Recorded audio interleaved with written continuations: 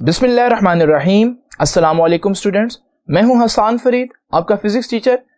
आज का हमारा टॉपिक है work done by a gravitational field.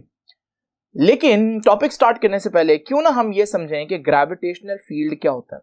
तो आइए स्टार्ट करते हैं आज का लेक्चर। स्टूडेंट्स, अगर हम फोर्स की क्लासिफिकेशन करें तो फोर्सेस दो किस्म की होती हैं। कुछ को कहते हैं हम कॉन्टैक्ट फोर्सेस और कुछ को कहते हैं नॉन कॉन्टैक्ट फोर्सेस। अगर कॉन्टैक्ट फोर्सेस की बात की जाए तो अगर आपके पास एक हैमर है तो आप जब तक ये हैमर किसी चीज से फिजिकली टच नहीं करेंगे तब तक ये हैमर फोर्स अप्लाई नहीं कर सकती। इसका मतलब in order to apply some force there must be a contact between hammer and that object. अगर आप चाहते हैं फोर्स लगे तो फिर हैमर का उस चीज के साथ, वो कोई कील हो सकता है, जो भी चीज है उसके साथ कांटेक्ट में आना, फिजिकली हिट करना जरूरी है। लेकिन समटाइम्स आप देखेंगे आप पर फोर्स लग रही होगी लेकिन आपको कोई चीज टच नहीं कर रही होगी। मिसाल के तौर पर अगर हम बात करें अर्थ का किसी भी ऑब्जेक्ट को अट्रैक्ट करना, अगर कोई ऑब्जेक्ट जमीन के ऊपर पड़ा हुआ है तो डेफिनेटली जमीन उसको अपनी तरफ खींच रही है। लेकिन अगर ये ऑब्जेक्ट जमीन के ऊपर ना हो बल्कि जमीन को टच ना करे बल्कि जमीन से किसी हाइट पर हो, इस सूरत में आप देखेंगे फिर भी जमीन उसको अट्रैक्ट कर लेगी, हालांकि वो फिजिकली कांटेक्ट में नहीं है। ऐसी फोर्सेस को कहते हैं नॉन कांटेक्ट फोर्सेस। अब इसकी एक्सप्लेनेशन साइंटिस्ट कैसे देते हैं कि आप जमीन को टच नहीं करे फिर भी जमीन आपको खींच रही है।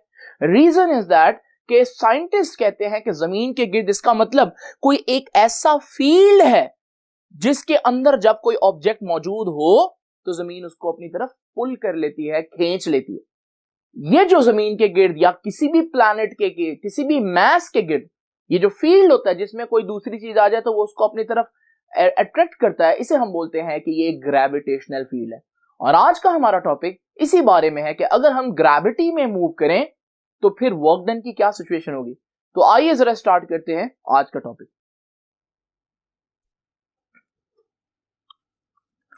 तो स्टूडेंट्स, मैंने आप लोगों के साथ डिस्कस किया कि ग्रेविटेशनल फील्ड क्या होता है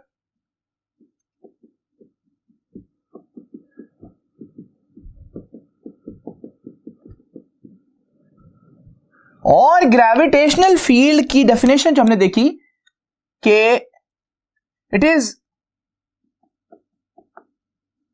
अ रीजन, ये एक जगह है, और स्पेस अराउंड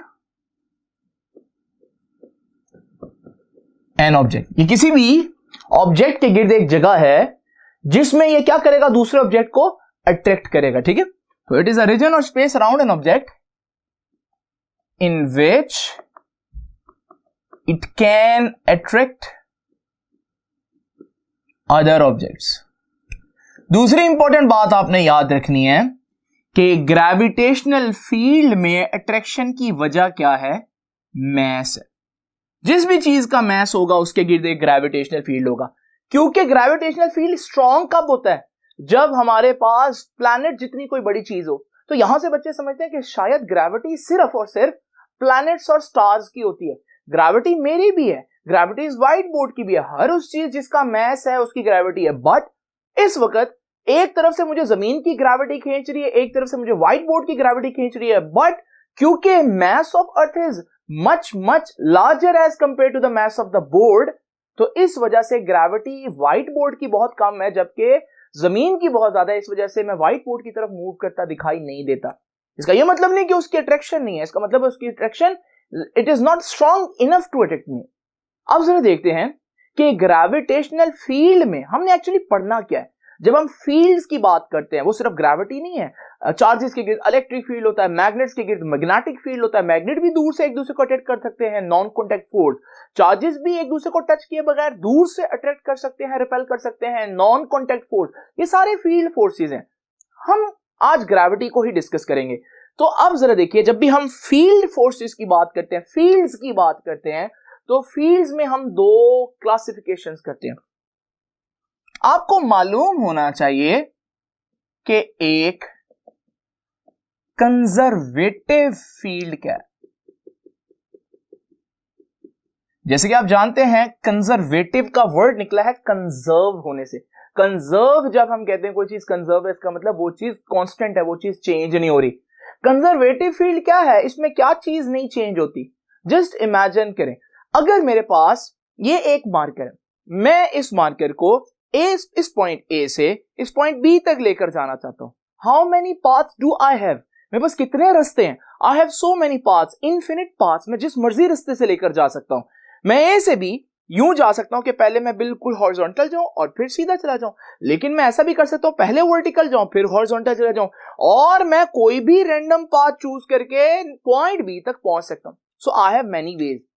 अब आप सोच रहे हैं कोई रास्ता बड़ा होगा, कोई रास्ता छोटा भी होगा, और जब मैं बड़े रास्ते को फॉलो करूंगा मेरी एनर्जी ज्यादा यूज होगी, जब मैं छोटे रास्ते से जाऊंगा तो मेरी एनर्जी कम होगी, और अगर मैं डायरेक्ट जाऊंगा तो फिर तो मैं मिनिमम डिस्टेंस ट्रैवल कर रहा हूं तो मेरी एनर्जी बहुत कम होगी।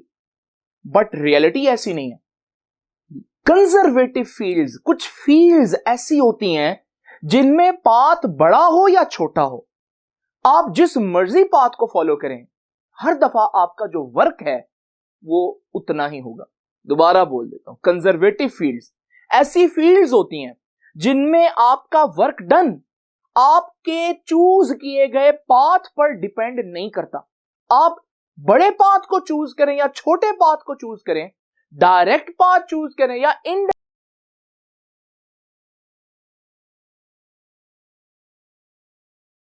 पॉइंट ए से पॉइंट बी तक वही होगा। यानी कि वर्क डन पाथ पर डिपेंड नहीं कर रहा, तो फिर किस पर कर रहा है? इस बात पर कर रहा है कि स्टार्ट कहां से हो रहे हैं आप, एंड कहां पर ले रहे हैं। यानी कि work done is independent of the path followed, it only depends upon the starting and the final point. अगर आपका स्टार्टिंग और फाइनल पॉइंट सेम है, it doesn't matter which path you choose, आप जिस मर्जी रास्ते से चले जाएं वर्क सेम होगा। तो ये कंजर्वेटिव फील्ड्स की डेफिनेशन आपके सामने लिख देता हूं कि कंजर्वेटिव फील्ड क्या होती हैं। Conservative fields are the fields in which, जैसे कि मैंने जो अभी एक्सप्लेन किया, work done is independent, independent depend नहीं करता, independent of the path followed. जब पाथ पर डिपेंड नहीं कर रहा तो फिर किस पर डिपेंड कर रहा है, वो भी लिख देता हूं, it only depends on starting and final point, initial और फाइनल। आप कहां से जा रहे हैं और कहां को जा रहे हैं, बस ये मैटर करता है। ये मैटर नहीं करता कि आप कौन सा पाथ चूज करें। अब मजे की बात यह है कि कंजर्वेटिव फील्ड की एक और डेफिनेशन भी है, और मैं यहां आप लोगों के सामने वो डिस्कस करूंगा। वेरी इंपॉर्टेंट, जरा तवज्जो करनी है। एक तो ये डेफिनेशन ये हो गई कि आपने देखना है कोई फील्ड कंजर्वेटिव है या नहीं, तो आप क्या करेंगे, एक पॉइंट से दूसरे पॉइंट तक एक ऑब्जेक्ट को कई रास्तों से लेकर जाएं। पहले स्ट्रेट ले जाएं, फिर ऐसे ले जाएं, फिर आप कोई भी रैंडम पाथ चूज करते रहें। अगर आपके पास हर दफा डिफरेंट रास्ते चूज करने पर, डिफरेंट पाथ्स चूज करने पर वर्क उतना हो, तो आप कहेंगे यार ये फील्ड कंजर्वेटिव है। क्या कोई और तरीका है चेक करने का कंजर्वेटिव फील्ड का? यस, एक और तरीका है, और वो ये है, आप एक पॉइंट से चलें, जो मर्जी पाथ चूज करें और वापस उसी पॉइंट पर आ जाएं और चेक करें आपका वर्क डन कितना। अगर इस पूरे प्रोसेस में आपका वर्क डन टोटल 0 है तो फिर ये भी कंजर्वेटिव फील्ड है। और ये दो डेफिनेशन नहीं है, एक्चुअली ये एक ही डेफिनेशन है, लेकिन डिफरेंट अंदाज में की गई है। तो अगर आप एक पॉइंट से चले और वापस उसी पॉइंट पर आ जाएं, ऐसा करने पर आप एक क्लोज पाथ चूज करेंगे, राइट? तो हम कहेंगे कि अगर आप एक क्लोज पाथ में मूव करें और आपका वर्क डन 0 हो तो ये एक कंजर्वेटिव फील्ड है। तो ये डेफिनेशन भी आपको पता होनी चाहिए कि what is a conservative field? A field in which work done in a closed path is 0. अब आप सोच रहे होंगे कि मैं कंजर्वेटिव फील्ड को इतना डिस्कस क्यों कर रहा हूं। पहले मैंने ग्रेविटेशनल फील्ड को डिस्कस किया और अब मैं कंजर्वेटिव फील्ड को डिस्कस कर रहा हूं। तो कुछ बच्चों को समझ आ गई होगी कि शायद सर आज चेक करेंगे कि ग्रेविटेशनल फील्ड क्या कंजर्वेटिव फील्ड है या नहीं, और यस मैं यही चेक करूंगा। और उसके लिए मेरे पास दो क्राइटेरिया, लेकिन मैं ऊपर वाले क्राइटेरिया को, क्योंकि एक से भी चेक हो जाए तो दूसरा ऑटोमेटिकली चेक है, तो इसलिए मैं सिर्फ ऊपर वाले क्राइटेरिया को देखूंगा, और अगर ऊपर वाला क्राइटेरिया सेटिस्फाई करेगा तो इसका मतलब अर्थ की ग्रेविटेशनल फील्ड एक कंजर्वेटिव फील्ड है। अभी मैं ये नहीं कह रहा कि है या नहीं, तो लेट्स चेक आउट कि अर्थ की ग्रेविटेशनल फील्ड एक कंजर्वेटिव फील्ड है या नहीं। तो आइए स्टूडेंट्स, ये चेक करने के लिए कि अर्थ की जो ग्रेविटेशनल फील्ड है वो कंजर्वेटिव फील्ड है या नहीं, एक सिनेरियो बनाते हैं। सिनेरियो कुछ इस तरह से है कि मैंने दो पॉइंट सपोज किए हैं, एक पॉइंट ए है और एक पॉइंट बी है। मैं पॉइंट ए से पॉइंट बी तक जाऊंगा। आप देख रहे हैं पॉइंट बी ग्रेविटी में डिफरेंट हाइट पर है, और यहां से पॉइंट बी से पॉइंट ए तक का जो डिस्टेंस है, जो वर्टिकल हाइट है basically, let me call that H. तो ये है हमारे पास पॉइंट ए से पॉइंट बी तक का वर्टिकल डिस्टेंस। अब मैंने ए से बी जाना है। How many paths do I have? I have infinite path. मेरे पास डिफरेंट तरीके हैं ए से बी तक जाने के, और मैं इनमें से तीन तरीके आप लोगों के सामने डिस्कस करूंगा। पहले मैं ए से बी तक जाने के लिए हॉरिजॉन्टल जाऊंगा, और जैसे ही मैं पॉइंट बी के बिल्कुल नीचे पहुंचूंगा तो फिर मैं वर्टिकली अपवर्ड चला जाऊंगा। इसे कहूंगा कि ये है पाथ वन। तो मैं पाथ वन में पहले पॉइंट ए से हॉरिजॉन्टल चला पॉइंट डी तक, और फिर मैं डी से पॉइंट बी तक आया। इसे मैं कह देता हूं कि ये है पाथ वन। इसी तरह एक और पॉसिबिलिटी मेरे पास ये है कि मैं पॉइंट ए से बजाय पहले हॉरिजॉन्टल जाने के क्यों ना पहले वर्टिकली जाऊं। तो मैं पॉइंट ए से पहले वर्टिकली अपवर्ड जाऊंगा, और जब पॉइंट बी के बिल्कुल सामने पहुंचूंगा तो पॉइंट बी पर चला जाऊंगा। इस केस में मैं पहले ए से पॉइंट सी तक गया, और फिर जब सी पर पहुंचा तो पॉइंट बी पर चला गया। ये जो मेरे पास पाथ बना है, इसको मैं पाथ 2 बोलूंगा।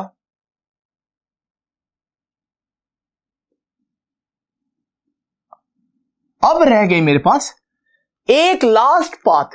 आपने देखा इसमें मैं बिल्कुल स्ट्रेट मूव कर रहा हूं, तो थोड़ा सा ट्विस्ट देने के लिए, ताकि हम जब चेक करें तो हमें बिल्कुल कंफर्म हो, तो हम एक थोड़ा सा डिफिकल्ट पाथ चूज करते हैं, जो इतना ज्यादा स्ट्रेट ना हो बल्कि थोड़ा सा रैंडम पाथ हो। तो ये तीसरा पाथ जरा देखिएगा, ये तीसरा पाथ कुछ इस तरह से मैं चूज करूं। ये है पाथ 3। जैसे कि आप लोगों को याद है, क्या काम है आज का? हमने चेक करना है कि अर्थ की ग्रेविटेशनल फील्ड कंजर्वेटिव है या नहीं। और ये चेक करने के लिए मैंने आपको टेस्ट बताया, और वो टेस्ट कुछ इस तरह से था कि आप चेक करें कंजर्वेटिव फील्ड में अगर आप डिफरेंट पाथ से जाएं तो वर्क एक जैसा होना चाहिए। तो आप जरा देखते हैं हमारे पास इस सूरत में पहले मैं वर्क निकालूंगा पाथ 1 से। तो पाथ नंबर 1,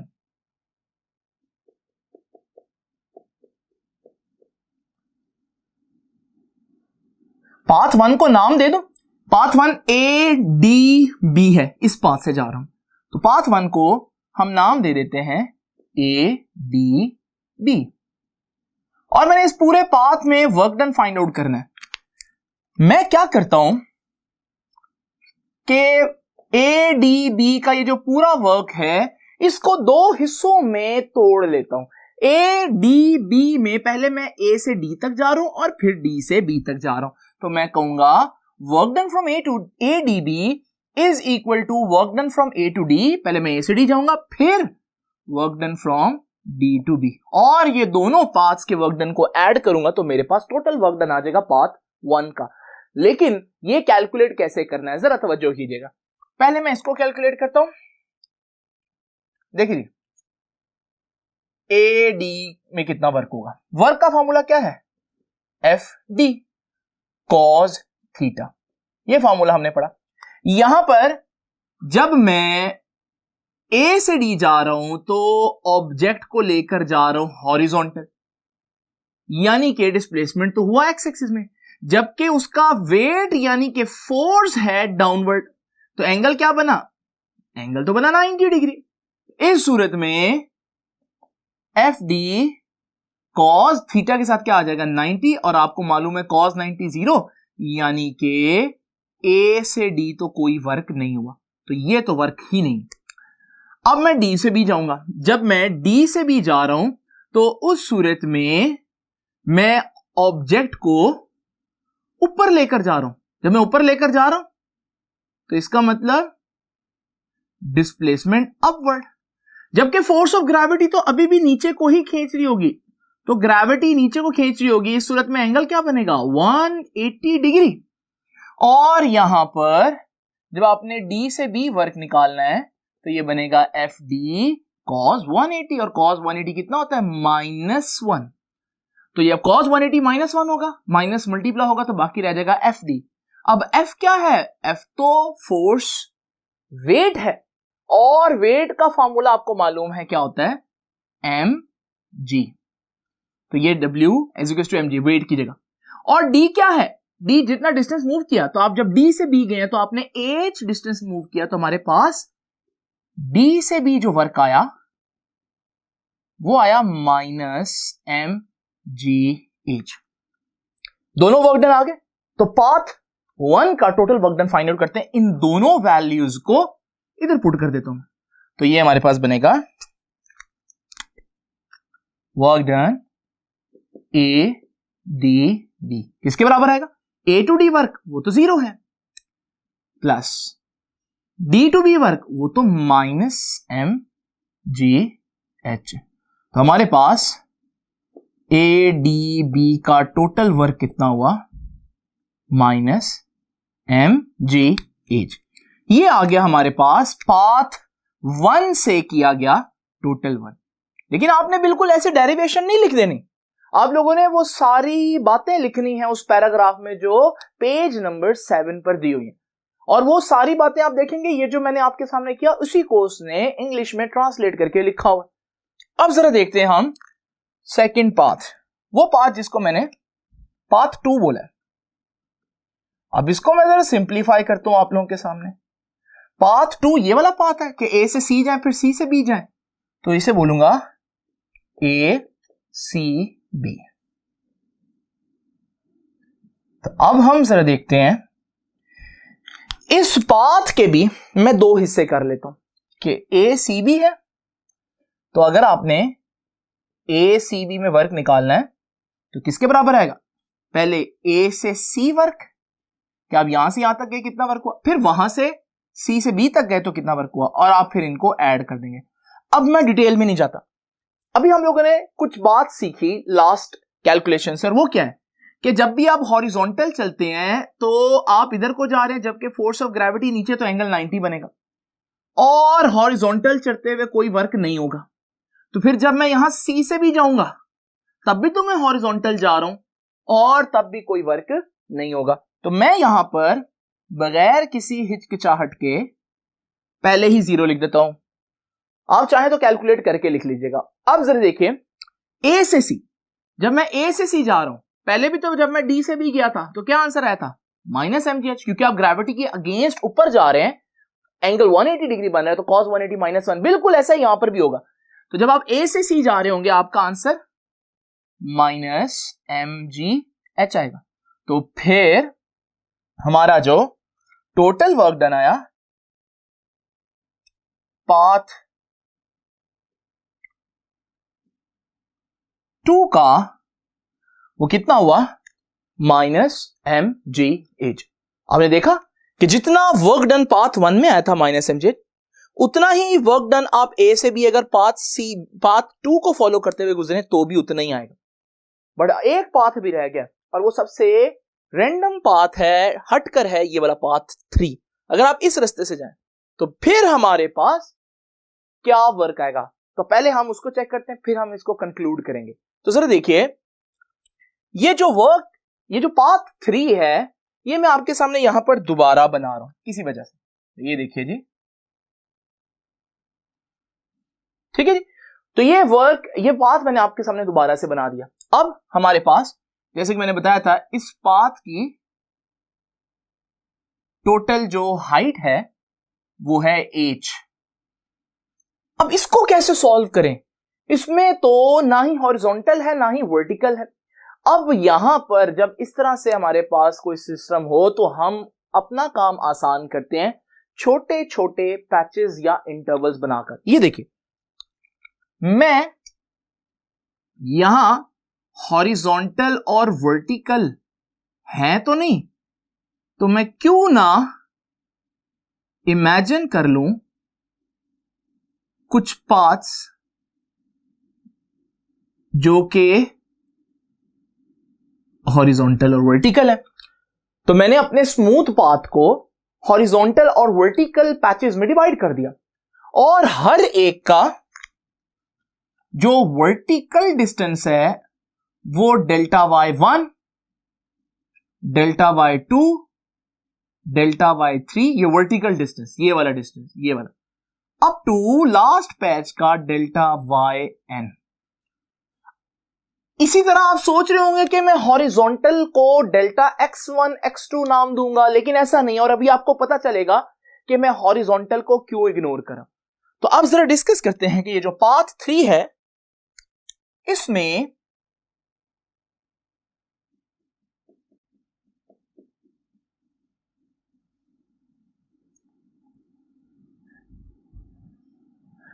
अब पार्ट 3 में हमारे पास वर्क डन कैसे फाइंड आउट करना है। इसमें तो बहुत से पैचेस हैं, तो अगर आप वर्क डन फाइंड आउट करना चाहते हैं कहां से कहां, पॉइंट ए से पॉइंट बी तक डायरेक्ट इस पाथ से, तो ए से बी तक जो वर्क होगा वो किसके बराबर होगा, इन सारे पैचेस का, हॉरिजॉन्टल और वर्टिकल पैचेस का work.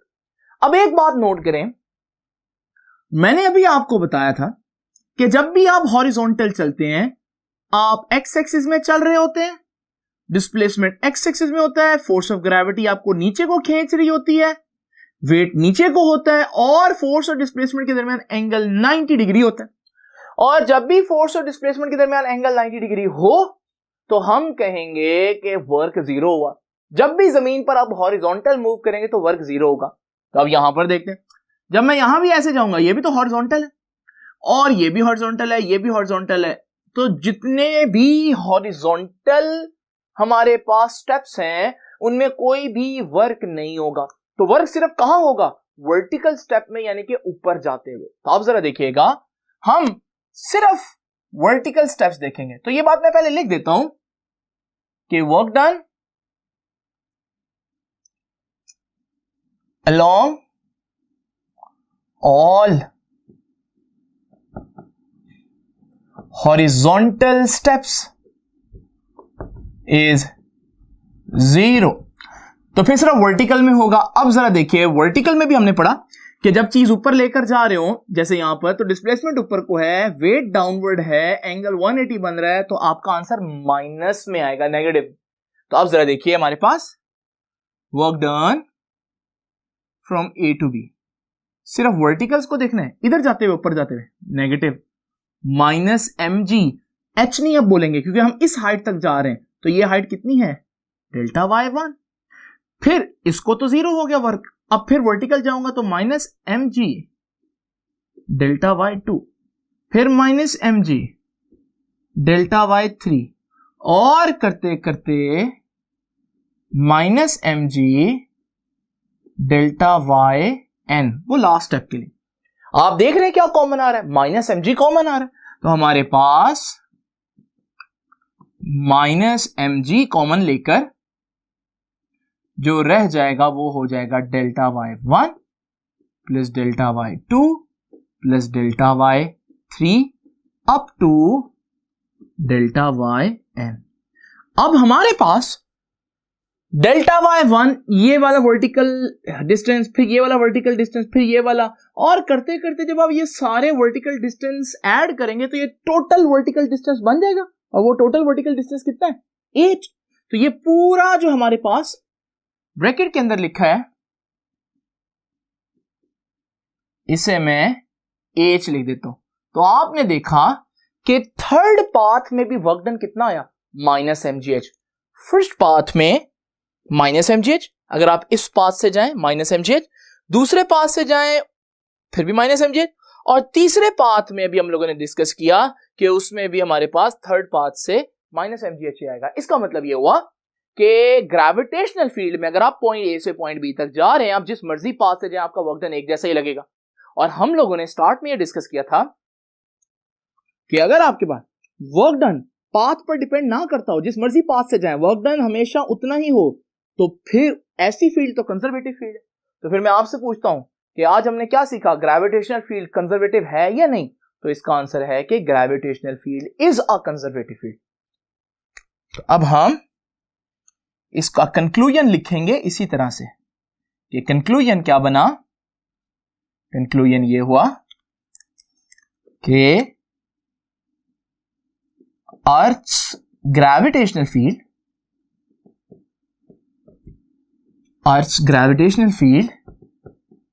Is a conservative field. Earth की ग्रेविटेशनल फील्ड एक कंजर्वेटिव फील्ड है। रीजन, बिकॉज हमने देखा कि वर्क डन जो है, because work done is independent of path followed, कि वर्क डन पाथ पर डिपेंड नहीं कर रहा। तो ये है हमारे पास कंक्लूजन के अर्थ की ग्रेविटेशनल फील्ड एक कंजर्वेटिव फील्ड है। अब आप सोच रहे होंगे कि क्या अर्थ की ग्रेविटेशनल फील्ड ही कंजर्वेटिव फील्ड है, क्या हमारे पास और फील्ड्स नहीं है? तो इसका आंसर है कि हमारे पास और भी फील्ड्स हैं। तो electric field, gravitational field, elastic field, ये तीनों की तीनों फील्ड जो है वो कंजर्वेटिव फील्ड है। यानी कि अगर आप इन फील्ड्स में मूव करते हैं तो आराम से मूव करें, पॉइंट ए से पॉइंट बी तक जिस मर्जी रास्ते से जाएं, कोई फर्क नहीं पड़ेगा। लेकिन अब आप सोचेंगे क्या सर कुछ ऐसी फील्ड्स भी हैं जिसमें हमें पाथ को ध्यान से चूज करना चाहिए, क्योंकि किसी पाथ में ज्यादा वर्क डन और किसी में कम वर्क डन होगा? तो यस, अगर हमारे पास एक ऐसी जगह जहां पर फ्रिक्शन है, अब 2-3 पाथ हैं आपके पास, फ्रिक्शन तो हीट लॉस यानी कि आपकी एनर्जी लॉस का सबब बनेगा, और जब भी आप फ्रिक्शन के अगेंस्ट मूव करेंगे तो आप सोचेंगे कि यार मैं कम से कम फ्रिक्शन का लॉस करूं और फ्रिक्शन के जरिए जो है वो हीट लॉस करूं। इस सूरत में आप कौन सा पाथ चूज करेंगे? डेफिनेटली जो छोटी लेंथ का होगा, क्योंकि वहां पर आपको कम फ्रिक्शन का सामना करना पड़ेगा। तो फ्रिक्शन फोर्स, टेंशन फोर्स, वो सारी फोर्सेस जो नॉन कंजर्वेटिव है वो भी वहां पर मेंशन है। तो ये था हमारे पास आज का टॉपिक। लेकिन एक चीज अभी बाकी है और वो चीज अभी मैं आपसे डिस्कस करता हूं। तो स्टूडेंट्स, उन दोनों चेक्स में से हमने पहला चेक तो देखा कि अगर हमारे पास अर्थ की ग्रेविटेशन फील्ड में आप पाथ पर आपका वर्क डन डिपेंड नहीं करता, लेकिन हमने दूसरी इंफॉर्मेशन को बिल्कुल नहीं यूज किया। यह भी तो कंजर्वेटिव फील्ड चेक करने का एक तरीका था। क्या तरीका था ये? कि work done in a close path is zero. आप एक पॉइंट से चले वापस उसी पॉइंट पर आए तो आपका वर्क डन जीरो होगा, तो भी कंजर्वेटिव फील्ड है।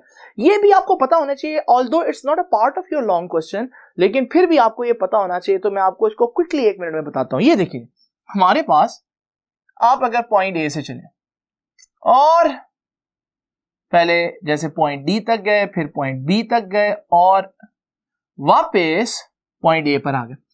अब जरा देखिएगा ये क्लोज पाथ बना कि नहीं बना? आप पॉइंट ए से चले वापस उसी पॉइंट पर आ गए। जरा देखते हैं इसमें टोटल वर्क डन क्या होगा। टोटल वर्क डन होगा इन सारे वर्क्स का सम। तो पहले आप ए से डी जाएंगे, उसका वर्क, फिर डी से बी जाएंगे, उसका वर्क, फिर बी से सी जाएंगे और फिर सी से ए जाएंगे। ये सारे वर्क्स को ऐड करें। अब ए से डी आप इधर जा रहे हैं, जब भी हॉरिजॉन्टल जाएंगे वर्क जीरो, अभी हमने डिस्कस किया। डी से बी आप ऊपर जा रहे हैं, जब भी ऊपर जाएंगे आप ग्रेविटी के अगेंस्ट जा रहे हैं, नेगेटिव वर्क और माइनस mgh। फिर बी से सी आप फिर से हॉरिजॉन्टल जा रहे हैं, और जब आप हॉरिजॉन्टल जाएंगे तो वर्क तो जीरो होगा। और हमारे पास सी से ए आप सोच रहे होंगे फिर से माइनस mgh, नहीं। अब आप देखें सी से ए आप नीचे आ रहे हैं और आप भी नीचे आ रहे हैं, डिस्प्लेसमेंट नीचे को है और ग्रेविटी की फोर्स भी नीचे को ही खींच रही है, तो हमारे पास यहां वर्क डन पॉजिटिव होगा। क्योंकि cos 0 बनेगा और cos 0 1 होता है, तो ये आएगा प्लस mgh।